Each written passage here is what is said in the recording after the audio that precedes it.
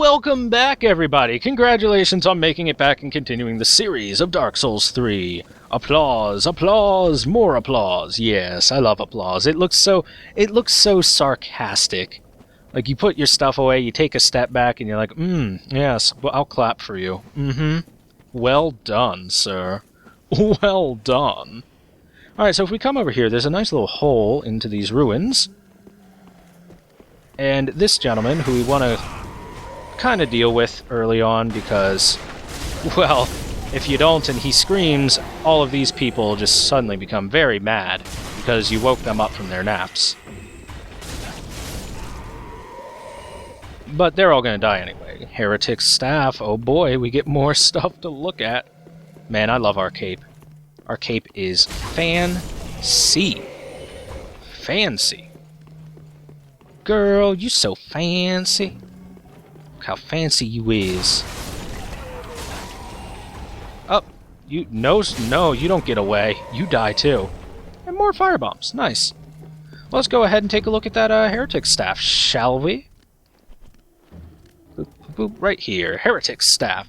Catalyst used by generations of heretic sorcerers. Sorcery is a logical academic discipline, and the power of sorceries depend heavily on the caster's intelligence. Skill Steady Chant boosts the strength of sorceries for a short period. Works while equipped in either hand. So this is actually the first staff that we've been able to find in the game. So yeah, in case you were wondering when you'd be allowed to actually cast spells, there you go. That's an item down there. I kind of want it. I'll get it in a bit. Oh, hi there. I see your spear. You don't hide too well when your spear's just poking out. Alright, so when we come in here, let's take a walk right over here and up these stairs. If we do that, we come out over here and find this gentleman. Well, this is unexpected. I don't often have visitors. What do you want? This is my study that you've happened upon. If you haven't any business, I've reading to get back to. What do you think about that now? Teach me magic. Intriguing. Very well. Indeed, I am a sorcerer, with plenty to share. However, what champion demands service without recompense? Me? Clearly, you're not that sort of man. No, you pay me. So you will give me promise money to teach me spells. That in exchange for my teaching, you will bring me knowledge. In the form of scrolls detailing sorcery's secrets. Well? Like those? Can you assure me of this? Yeah, you know what? Sure, I can find shit. I'm pretty good at that. Very well. You're no fool. I take it you understand the weight of a promise. Yeah. I am Orbeck, of Vinheim. Unkindled one. I shall teach you sorceries. We will learn together. It shall be like our very own school. That is Orbeck of Vinheim. You want to talk to him early. Trust me on this.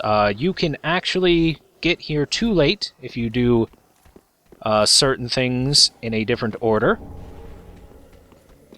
I'll make mention of the event that would make Orbeck disappear once we reach it. But it is very easy to miss him because you kind of have to go off this offshoot. In addition, you must have a minimum of 10 intelligence. If you take a look, we have exactly 10 intelligence. I leveled that up specifically for this. If you don't have 10 intelligence, he wants nothing to do with you. He's kind of a jerk like that. Because he's from Vinheim. Oh, I'm from Vinheim, and my butt is delicious. I powder my butt better than anyone else. It's so fancy. Alright, so I'm going to come out here and up these stairs. This is an alternate entrance to that area for the most part. See this gentleman who is just asking to be murdered. Come up here and...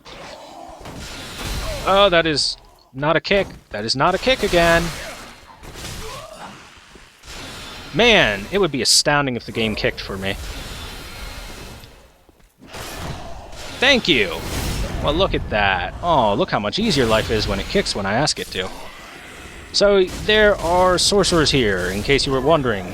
There's a reason why you find Orbeck in this area, is because there's just magic going on. There was something in the air that night. Whoa, no, that was a mistake. It was magic.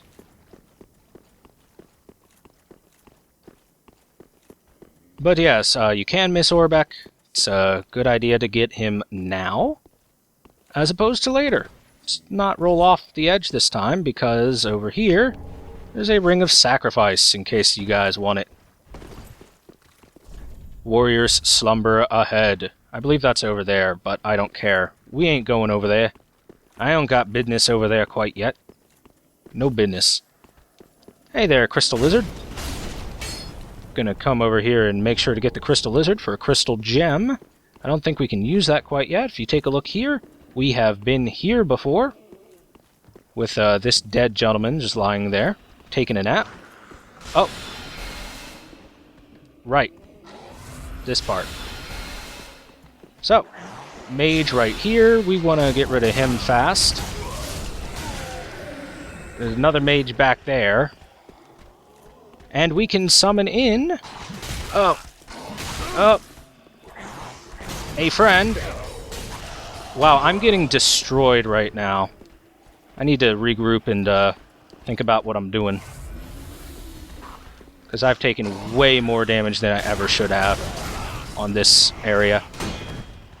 Oh wow, he charged. Alright, you know what? You guys have made your point. Oh, Bloodborne's down there to greet me.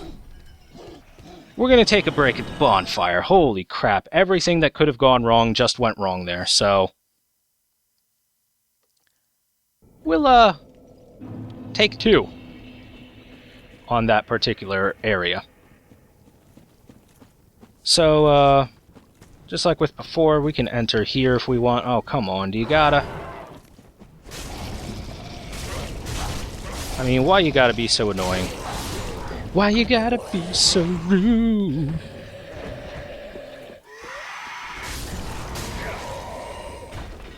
Really, Mr. Sorcerer? You gonna come down here and greet me in person? That's a bad idea, sir. Stop it. Told you, that's a bad idea. I'm gonna just kill these guys for some bonus souls. It's not a lot. 66 per is not a whole lot, but hey, it's nice.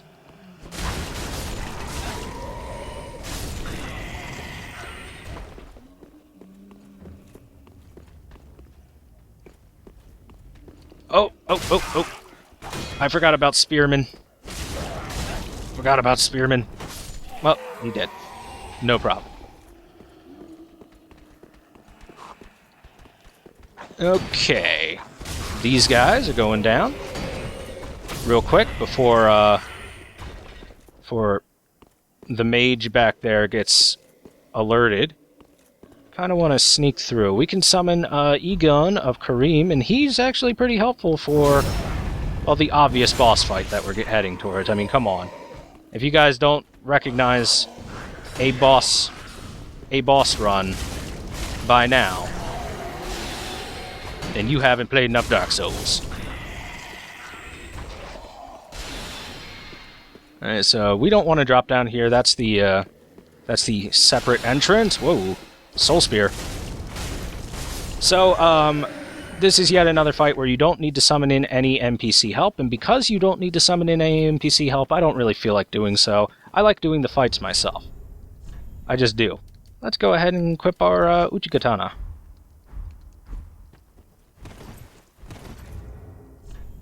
Let's see, we'll take that off. I'm not going to need the torch anytime soon. Fire Clutch Ring no longer matters, so we'll swap it out for... Yeah, Flynn's Ring. I have no equip load whatsoever.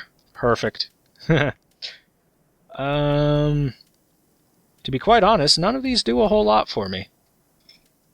I mean, the Great Swamp Ring would help with pyromancy, but I don't really plan to use it right now. I guess the Plutier Stone Ring, why not? It could save my life. So, prepare yourselves for Big Hat Logan, version 2.0, in a way. The Crystal Sage. So the Crystal Sage disappears whenever you kind of start hitting him. Like that. Crystal Sage shoots out crystal magics, as the name would imply. And the spells he has are kind of interesting. Where is he going to spawn? Over here, right? Sure is. If you can catch him before he spawns, you can get in a fair number of hits before he does anything. And now Phase 2 begins. Prepare for the music to kick off.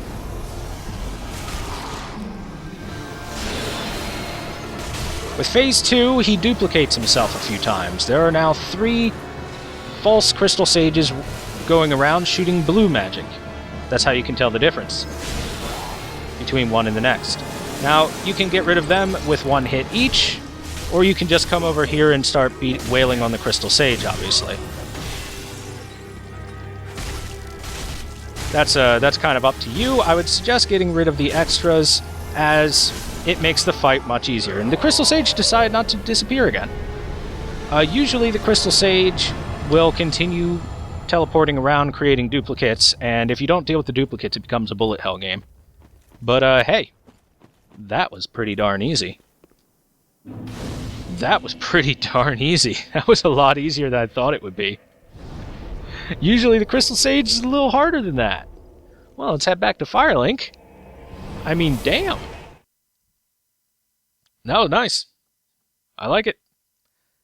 Well, now that we're back at Firelink, we've got a new friend in Firelink to go say hi to. Let's go say hello to Orbeck of Vinheim, who likes to sit over here. Oh, you're back then.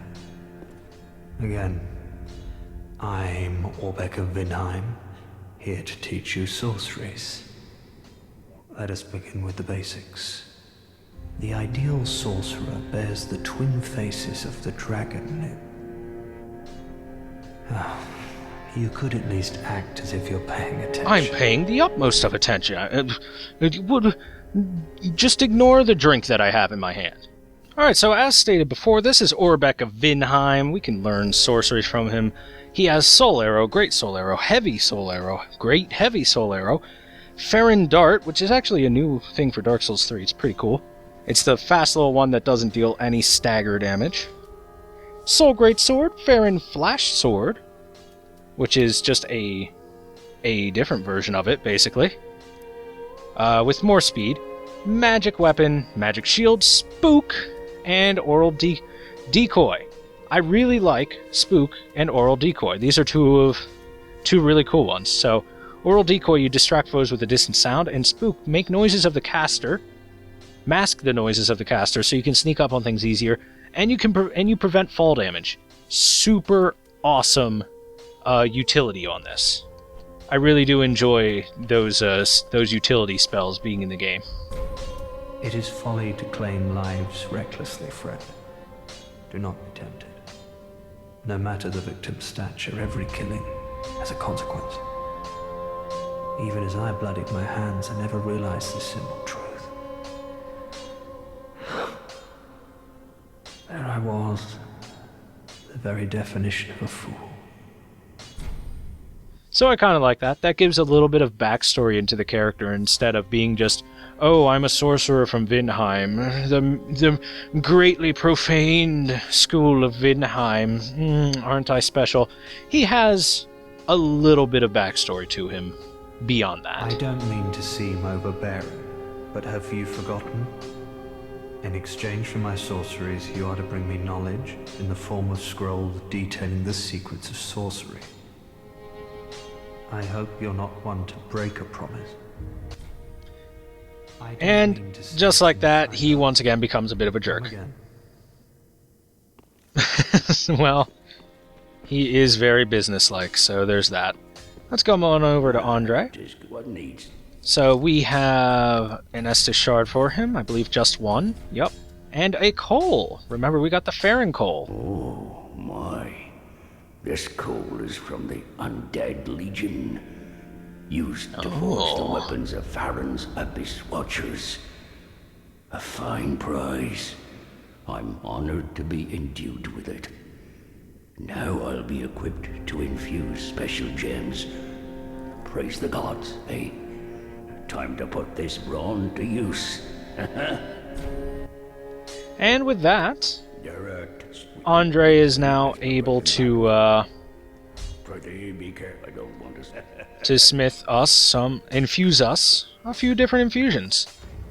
Which, if we look at our inventory, let's see, I believe it gives us sharp gems, creates sharp weapons. A swordsman can appreciate sharp weapons, for they scale effectively with dexterity. I'm not sure if it allows refined. Refined weapons are difficult and scale effectively with strength and dex. Just better scaling from those from sharp and refined.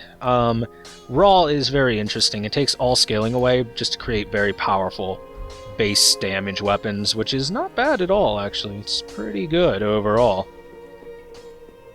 And let's see, if I can think off the top of my head, I believe that's everything that we can do right now. Yep, nothing new from you. Welcome, host speaker. Alright. Let's level up. Dink-doo.